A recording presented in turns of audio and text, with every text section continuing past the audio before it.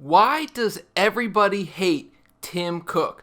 I'm going to tell you right now. Okay, right now. I'm going to start right now, I promise. Actually, no, I'm going to start after I say this real quick thing. If you want to join the Techno Eclipse community and just get the best and most passionate tech commentary on the platform, all you have to do is lightly touch that subscribe button, and then I'll see you in the comment section. So, does Tim Cook actually suck as much as everybody thinks he does? Let's review. Steve Jobs died in late 2011. I believe it was October 4th of 2011. And before that, he sort of resigned, but he was still around, so we're going to imagine that Tim Cook really just grabbed hold of Apple in the beginning of October of 2011. So since then, he has released several phones. The 4S, which we can all understand was probably designed by Steve Jobs, and then the 5, which I would still imagine Steve Jobs had something to do with, and then they released the 5S and the 5C, the first time they ever released two phones in the same year, and since then they've been releasing two phones every single year until these last 2 years, where they released the iPhone X, 8, and 8 Plus, and then they also released the iPhone XR, XS Max, and then the XS this year. So what's the problem with that? Well, as we know, Apple under Steve Jobs was a little bit different. They didn't really give customer options. They told them what they were going to buy, and if they didn't want to buy it, they wouldn't buy it. That's not what this new Apple's about. Apple sells like 15 different phones right now. Like, you can walk into an Apple store and buy like an iPhone 7, 7 Plus, 8, 8 Plus, 10, XS, XS Max, and XR. Like, that's like 9 phones. And they sell the iPhone SEs, like 10 phones. They sell so many phones right now that you can buy at so many different price points. It's so confusing and so convoluted. I believe that if Steve Jobs was still around when they released the iPhone X, there would have been no iPhone 8 or 8 Plus. It would have just been the iPhone X. That's the phone. If you don't like it, you can leave, because that was the best product that they could have designed. I believe it probably would have looked a little bit different, but that's neither here nor there. So let's look at everything else that Tim Cook has done.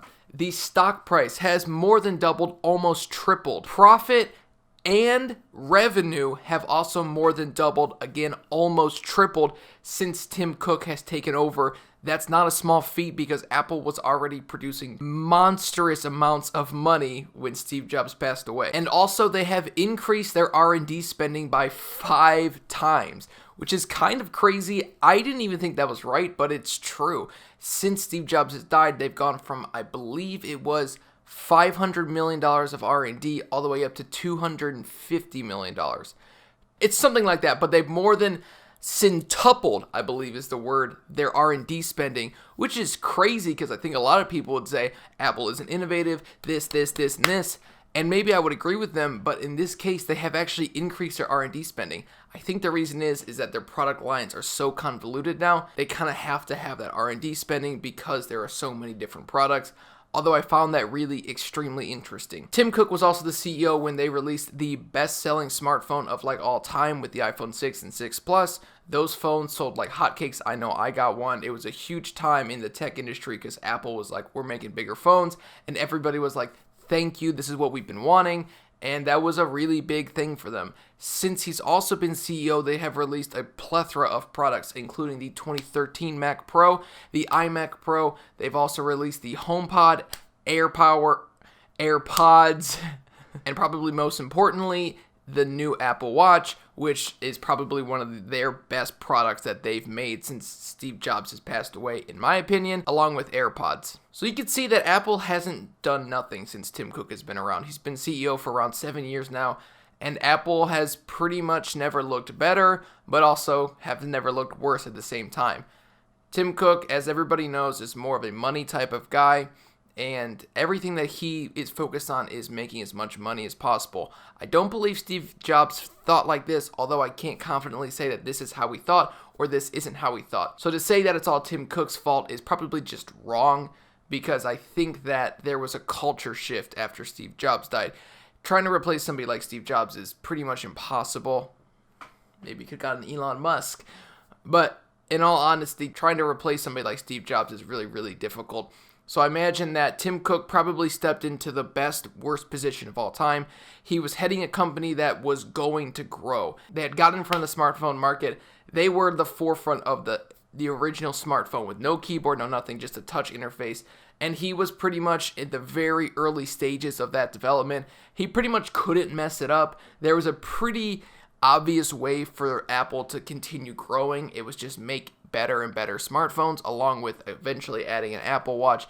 It was sort of obvious that they were going to do it like that, although he still did have to implement the policies and yada yada yada. So why does everybody hate Tim Cook? I wanted to touch on this as well. He isn't Steve Jobs. He's also a CEO. I feel like some people expect Tim Cook to be like this micromanager that does this, and this.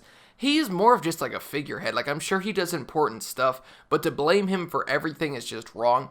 I would imagine the people to blame for like the iPhone 10 and the notch is just R&D. It's just the people who do product development. They are the ones to blame.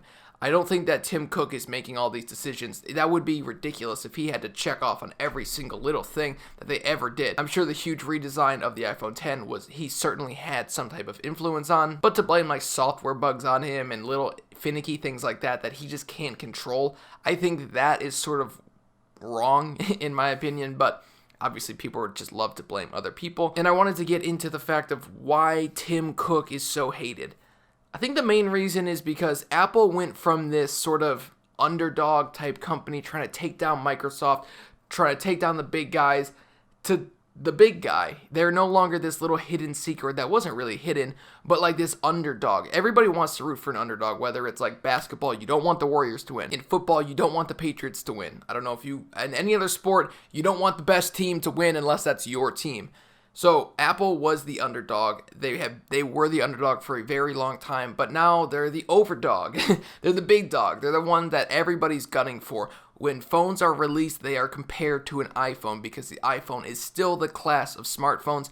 Everybody knows this, even though they don't say it. It's like, oh, how is this compared to an iPhone? When you compare an Android phone, you should never compare it to an iPhone because an iPhone is running iOS. Just my opinion. If you want to compare hardware, that's fine, but if you want to compare overall experience, I think most of the time an Android phone is probably going to lose, especially if you include everything else that Apple has to offer.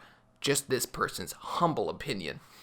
Although I'm wearing an Apple Watch, so I probably come off as a little bit of an Apple sheep. But this is a Windows computer, so I'm not an Apple sheep. But I think that has something to do with it. Apple was this underdog type company that people knew about, obviously, but they lost like the soul of Apple, I would guess. It was like Apple had this feeling behind them, and now it's just not the same. It feels like it got too big almost. I think Apple got too big.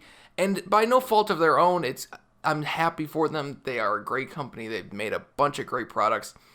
But it's just, from somebody who has pretty much been wanting Apple products his whole life, whether it was an iMac when I was super young, I wanted one of the white iMacs, to wanting an iPhone 4S, to wanting, name it. I've always sort of wanted Apple to win, but now I just don't feel like that. I want Apple to make good products. But wanting them to win is something totally different because they already won. They continue to win every single day, although recently their stock has taken a little bit of a dip. But the whole market sort of dipped. So stock price isn't necessarily indicative of how the company's doing. Its stock prices just aren't based on, oh, this company's doing well, its stock goes up. That's not really how it works, although it's kind of funny to say that. But I think the problem is just they have there's just no emotion.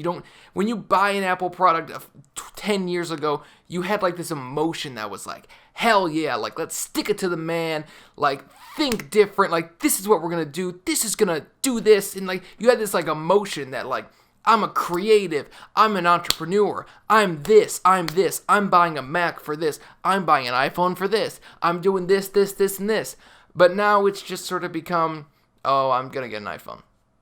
I need a new computer, let me find the cheapest Mac. That's sort of how it's become, and it's a little bit sad because there was a point in time where, and I remember it, and I was still really young, where it was fun to own an Apple product because it was kind of weird. I remember itching to get into the computer lab just because they had iMacs there. They had 27-inch iMacs. I believe it was the first ones with the Core i series. I think that was 2010 with like a 2.93 gigahertz Core i7, I think one of them had. And it was so cool because the whole file system was so confusing to me. I just didn't get it, but it was so much fun trying to learn something new. Using the little mouse with the cool little scrolling wheel. It was just, overall, it was an amazing experience. And Apple has just sort of gone away from that.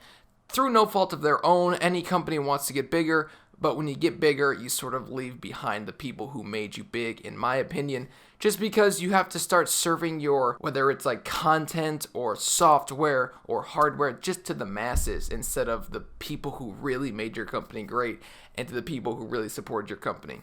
Those are just my thoughts on Tim Cook and Apple, I guess, in general. Tim Cook is a great CEO. He has made a lot of people a lot of money. I invested in Apple stock in college, and I think I made like almost $1,000 from that stock. So they've made a lot of people a lot of money. They've probably made your parents a lot of money, or yourself a lot of money. Or if you invest in some type of 401k, they've made you a lot of money. So it's fun to rip on Apple, but and it's fun to rip on Tim Cook and be like, oh, Steve Jobs was here. I think that's kind of a cop-out. I think it's the whole company has changed their culture from being like the underdog to like punching above their weight class to making the best singular product that they possibly could, to going to this company that just isn't that anymore.